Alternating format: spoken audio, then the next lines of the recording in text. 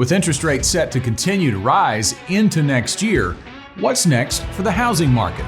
That's where we dive in on this week's Fastest 4 Minutes in Finance.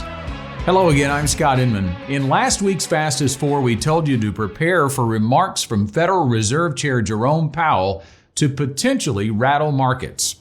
Well, that certainly happened.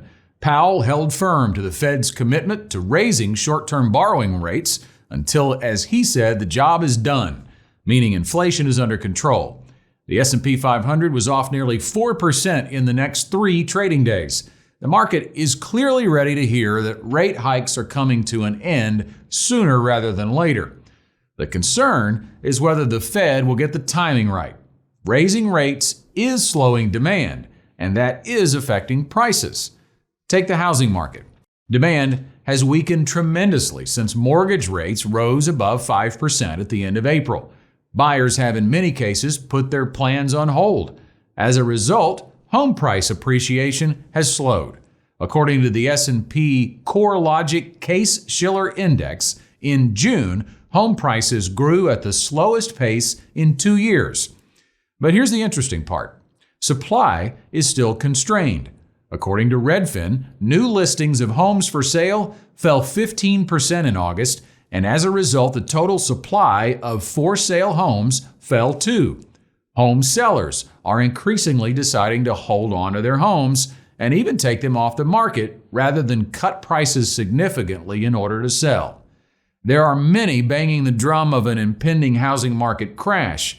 These numbers taken together might give some hope that things are working themselves out.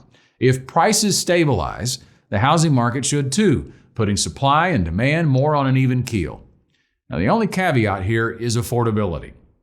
An increase in home values, coupled with higher mortgage rates, is making it more difficult for buyers to get into the home they want.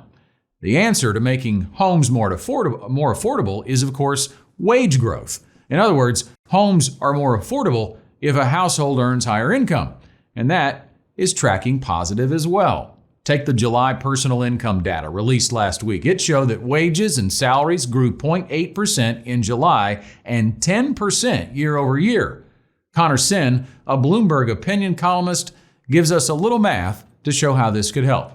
He writes that the monthly payment on a $400,000 house with a 20% down payment and a 5% mortgage rate is around $2,200. At 5.5%, it's around $2,300, or 4.5% higher. Wage growth is tracking at about 5%. In other words, he says if the speed limit for buyers was a mortgage rate of 5% in the spring, it could be 5.5% by next spring, as higher incomes give workers the ability to handle higher rates. And that could be a lesson for the overall economy. Thanks for listening.